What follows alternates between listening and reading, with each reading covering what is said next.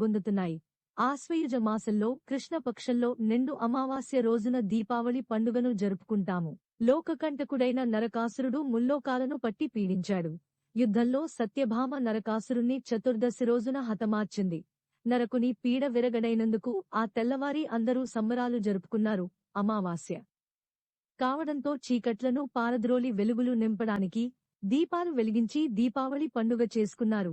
చెడుపై మంచి సాధించిన విజయానికి గుర్తుగా జరుపుకునేది దీపావళి.